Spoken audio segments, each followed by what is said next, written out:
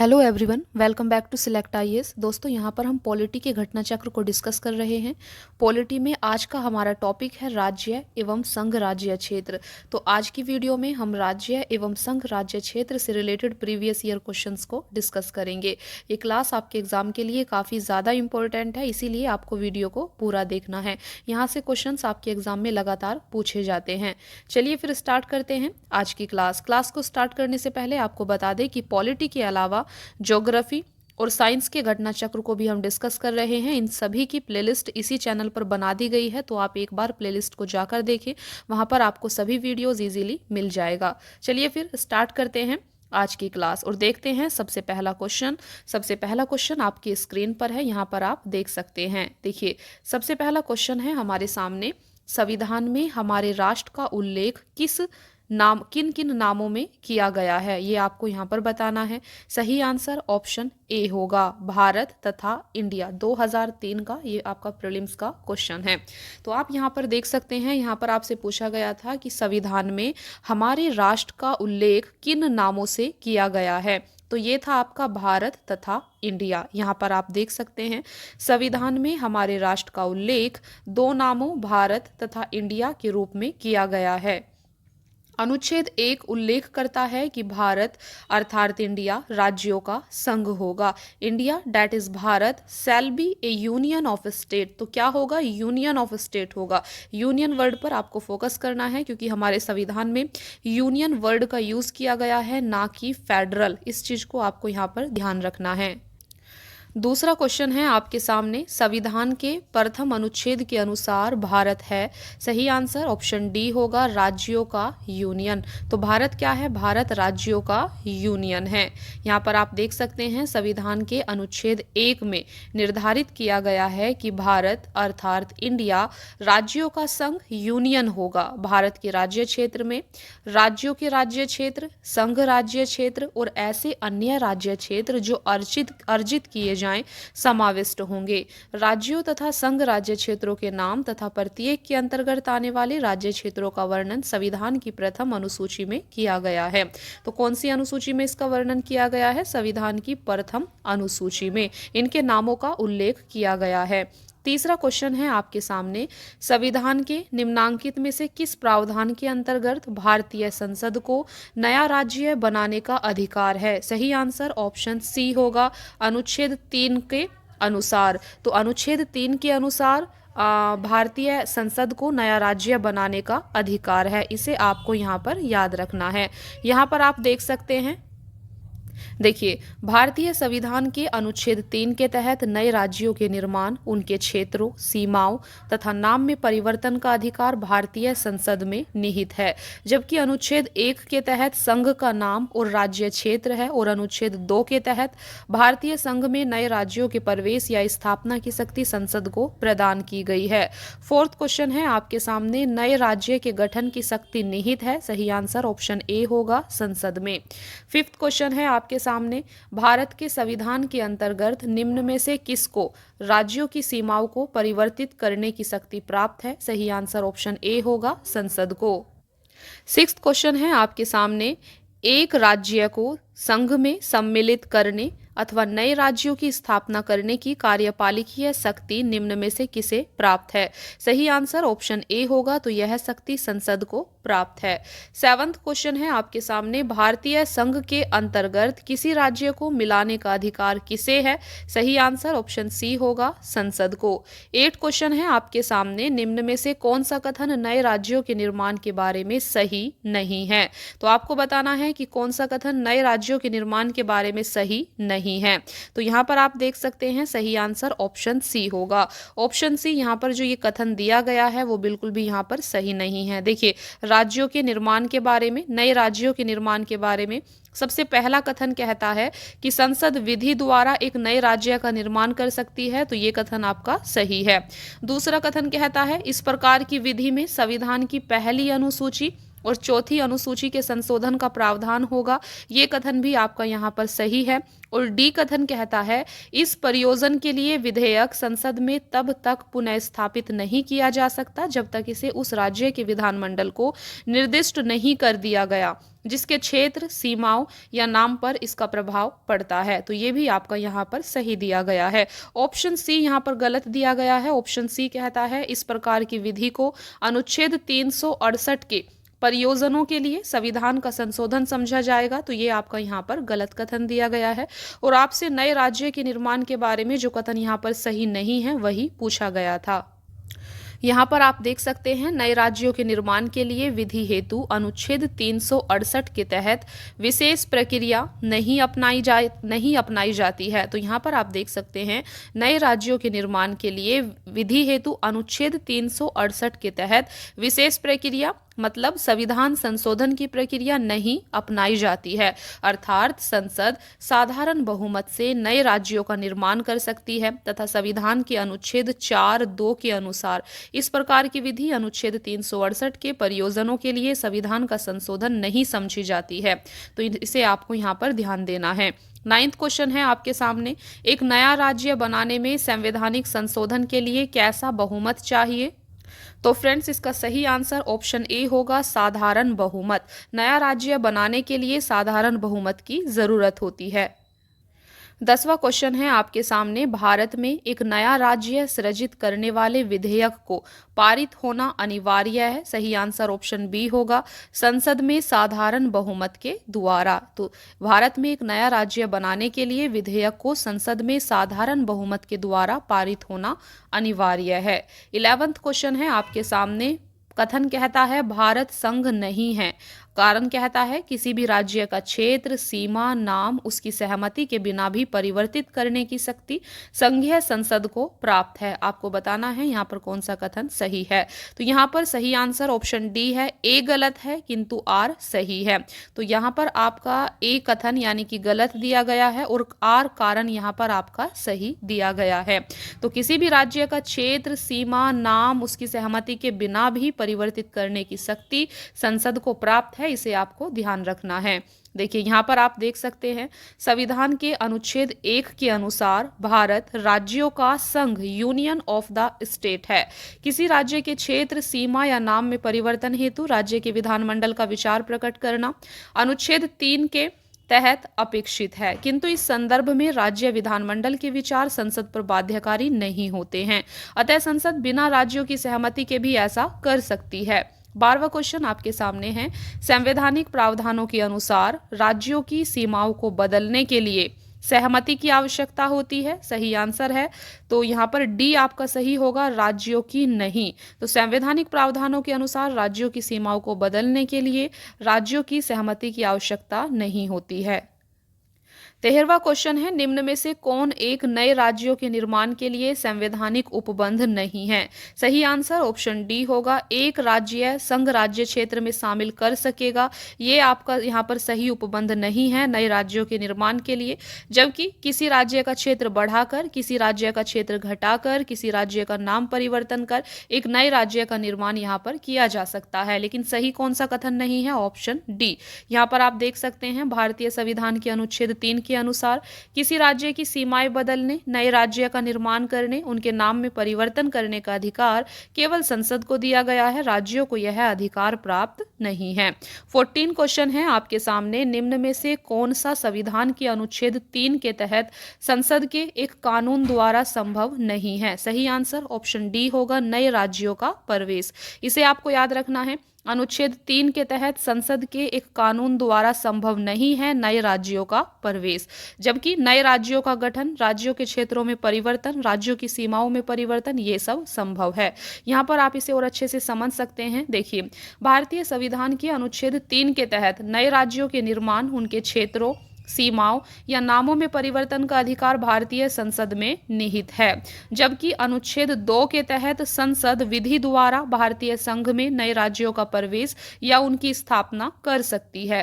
15 question आपके सामने है, निम्न कथनों पर विचार करें। सबसे पहला कथन है, संविधान में यूनियन ऑफ स्टेट्स शब्द प्रयुक्त हुआ है क्योंकि भारतीय राज्यों को अलग होने का अधिकार नहीं है। दूसरा कथन कहता है एसके धर आयोग ने राज्यों के पुनर्गठन हेतु भाषा के आधार की अपेक्षा प्रशासनिक सुविधा को वरीयता दी थी। तीसरा कथन कहता है पंडित नेहरू, सरदार पटेल और पट्टाभी सीतारमैया की अध्यक्षता में कांग्रेस कमेटी राज्यों के पुनर्गठन में भाषाई आधार के पक्षधर नहीं थे। आपको बताना है कौन सा यहाँ पर सही आंसर है, तो सही आंसर ऑप्शन डी होगा। सभी तीनों कथन यहाँ पर आपके सही दिए गए हैं, तो आपको इनको एज इट इज ध्यान रखना है। संविधान में यूनियन ऑफ स्टेट शब्द प्रयुक्त हुआ है क्योंकि भारतीय राज्यों को अलग होने का अधिकार नहीं है, तो ये कथन यहाँ पर आपका सही है। दूसरा कथन एसके धर आयोग ने राज्यों के पुनर्गठन हेतु भाषा के आधार की अपेक्षा प्रशासनिक सुविधा को वरीयता दी थी, ये कथन भी आपका सही है। तीसरा कथन पंडित नेहरू, सरदार पटेल, पट्टाभी सीतारमैया की अध्यक्षता में कांग्रेस कमेटी राज्यों के पुनर्गठन में भाषाई आधार की पक्ष में नहीं थी, ये भी आपका कथन यहाँ पर सही दिया गया है। तो यहाँ पर आप समझ सकते हैं डॉक्टर अंबेडकर के शब्दों में संविधान में प्रयुक्त यूनियन ऑफ स्टेट शब्द का अर्थ है संघ राज्य। समझौतों का परिणाम नहीं होने के कारण किसी भी राज्य को संघ से विलग होने का अधिकार नहीं है। एसके धर आयोग 1948 ने भाषाई आधार पर राज्यों के पुनर्गठन का विरोध करते हुए इस संदर्भ में प्रशासनिक सुविधा को वरीयता दी थी। वर्ष 1948 में गठित पंडित नेहरू, सरदार पटेल और पट्टाभी सीतारमैया की कमेटी जेवीपी कमेटी ने अप्रैल 1949 में प्रस्तुत अपनी संस्तुतियों में राज्यों के पुनर्गठन में भाषाई आधार को अस्वीकृत किया था। नेक्स्ट क्वेश्चन आपके सामने है 16 क्वेश्चन। भारतीय संघात्मक व्यवस्था के संदर्भ में निम्न में से कौन सा कथन सही है? सबसे पहला कथन कहता है भारतीय संविधान के अंतर्गत राज्यों को संघ से अलग होने का अधिकार नहीं है। दूसरा कथन कहता है अलग होने की मात्र वकालत करने पर अभिव्यक्ति की स्वतंत्रता की सुरक्षा मिलेगी। आपको बताना है यहाँ पर सही आंसर कौन सा है। सही आंसर ऑप्शन ए है। केवल एक कथन ही यहाँ पर आपका सही दिया गया है। तो भारतीय संघात्मक व्यवस्था के संदर्भ में भारतीय संविधान के अंतर्गत राज्यों को संघ से अलग होने का अधिकार नहीं है, इसे आपको ध्यान रखना है। देखिए यहाँ पर आप देख सकते हैं भारतीय संविधान के तहत राज्यों के संघ की स्थापना की गई है, जिसमें राज्यों को संघ से अलग होने का अधिकार नहीं है।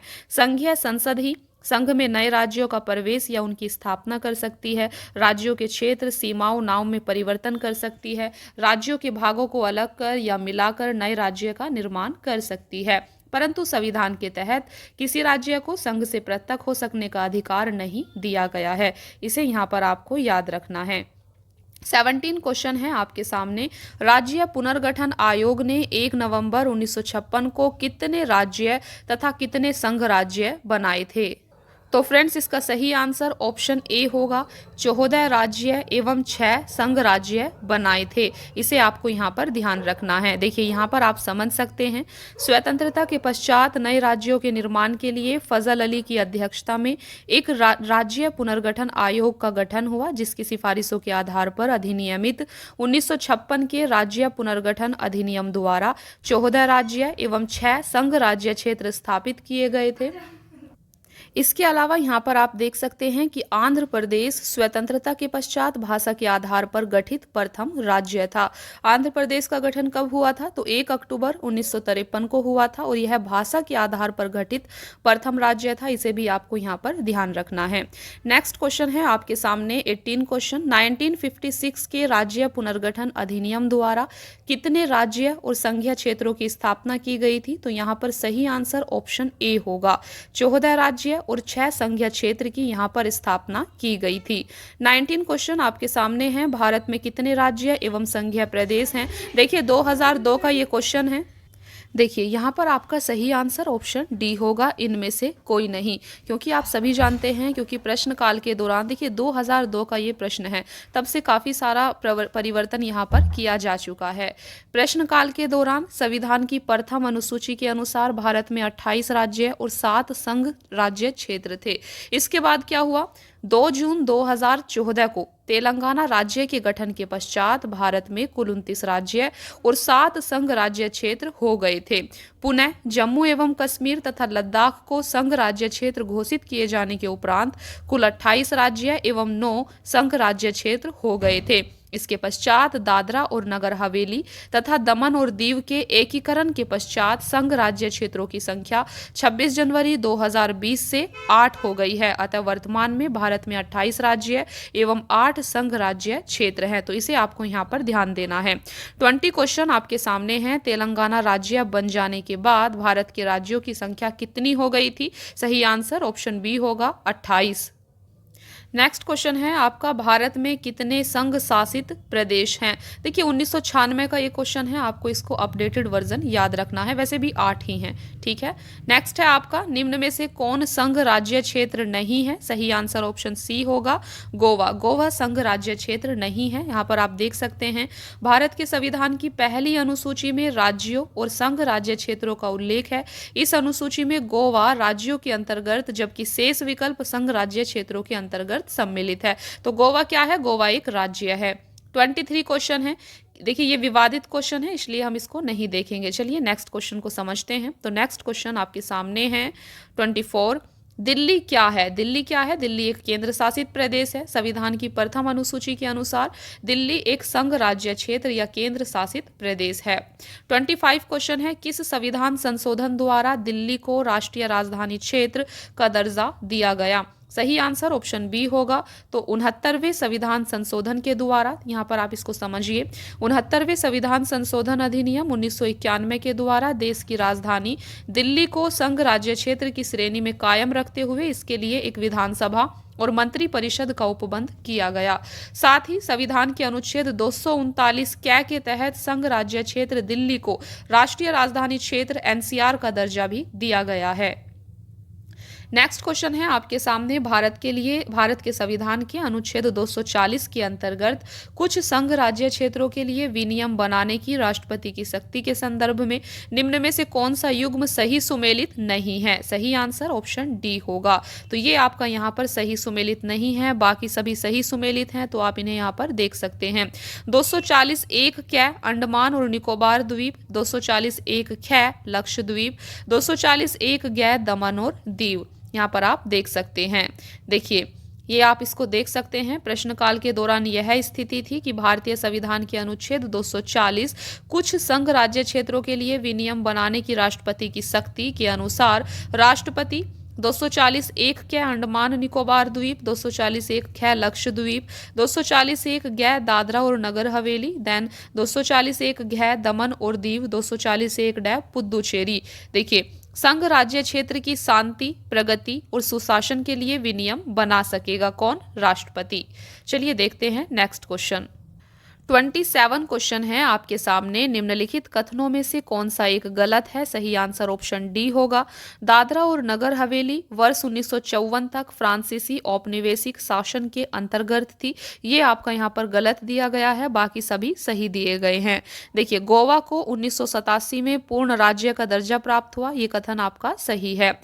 दीव खंबात की खाड़ी में एक टापू है, ये भी आपका सही है। दमन और दीव को भारतीय संविधान के 56वें संशोधन के द्वारा गोवा से अलग किया गया, ये भी आपका यहाँ पर सही है।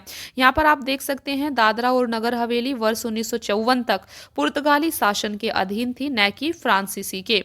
अंतर्राष्ट्रीय न्यायालय के भारत के पक्ष में निर्णय के पश्चात दादरा और नगर हवेली को भारत में मिला लिया गया था, इसे आपको ध्यान रखना है।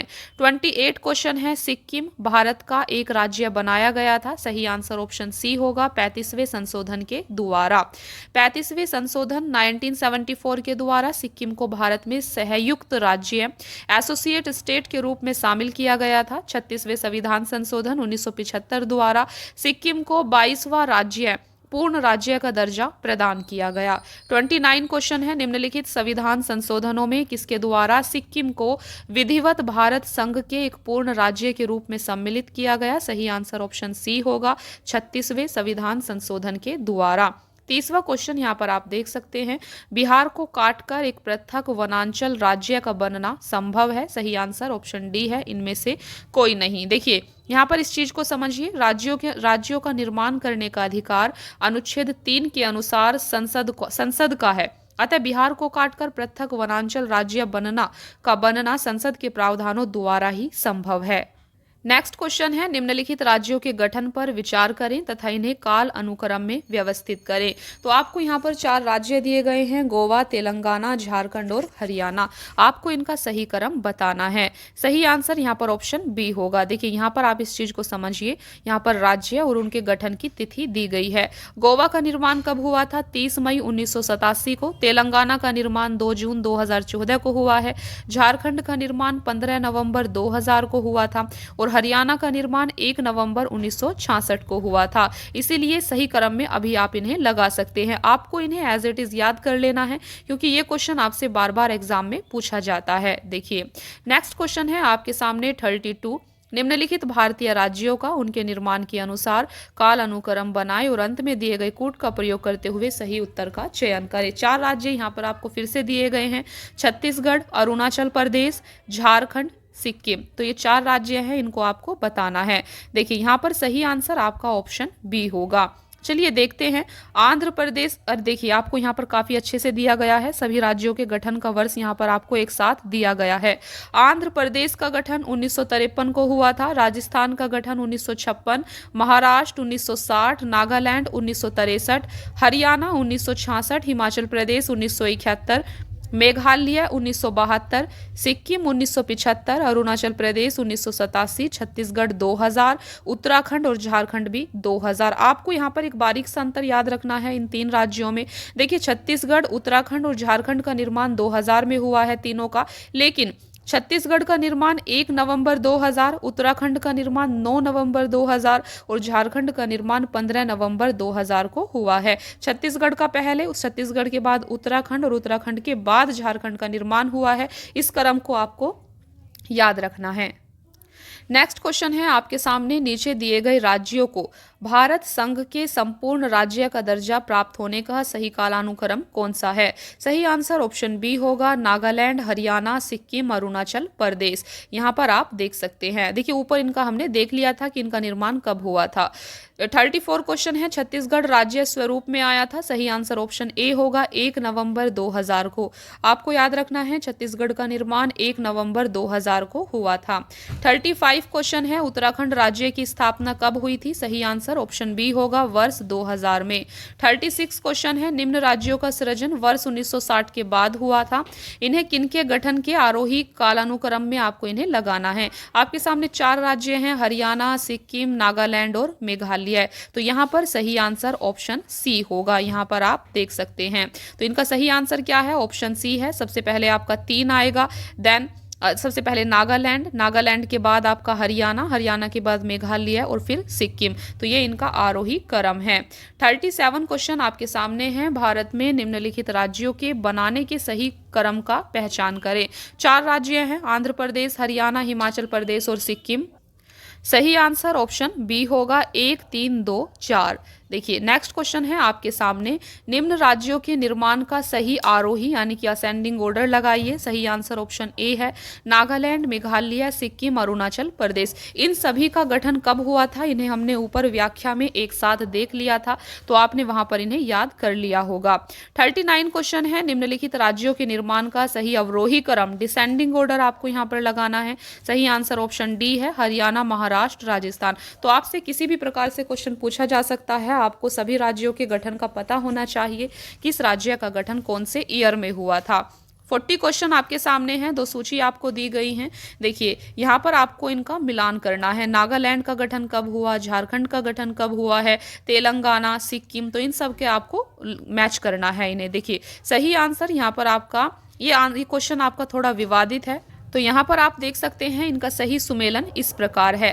नागालैंड का गठन 1963 में हुआ था, झारखंड का गठन 2000 में हुआ है, तेलंगाना का गठन 2014 में हुआ है और सिक्किम का गठन 1975 में हुआ है। तो इन्हें आपको यहाँ पर याद कर लेना है।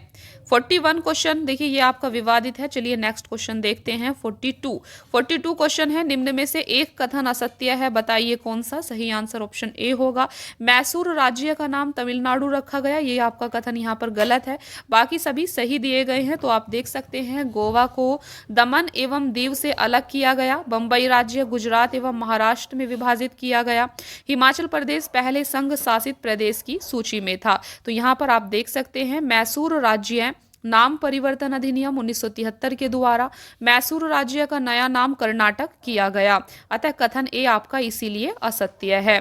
बाकी सब आप देख सकते हैं। गोवा, दमन और दीव पुनर्गठन अधिनियम 1987 के द्वारा गोवा को अलग किया गया। बम्बई पुनर्गठन अधिनियम 1960 के द्वारा बम्बई राज्य को गुजरात एवं महाराष्ट्र में विभाजित किया गया तथा हिमाचल प्रदेश अधिनियम 1970 के द्वारा हिमाचल प्रदेश संघ राज्य क्षेत्र को 25 जनवरी 1971 को राज्य का दर्जा दिया गया।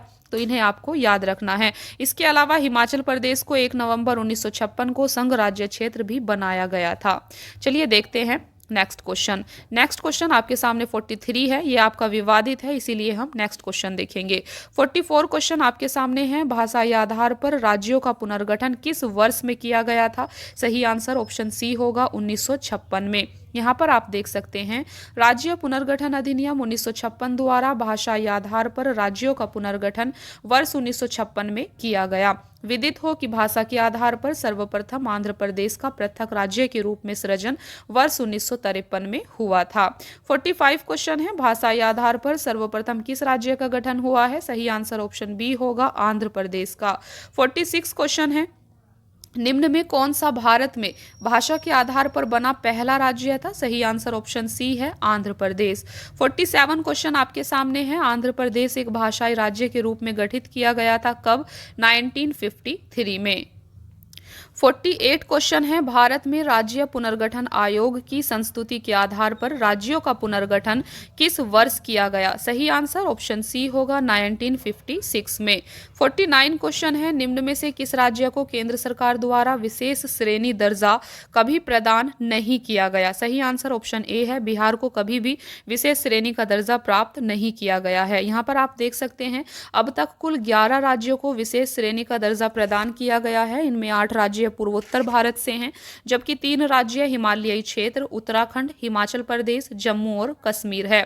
राज्य के रूप में देखिए पूर्वोत्तर के 8 राज्यों में मणिपुर, मेघालय, त्रिपुरा, सिक्किम, अरुणाचल प्रदेश, असम, नागालैंड और मिजोरम शामिल हैं। 50वां प्रश्न आपके सामने है। निम्नलिखित कथनों में से कौन सा सत्य है?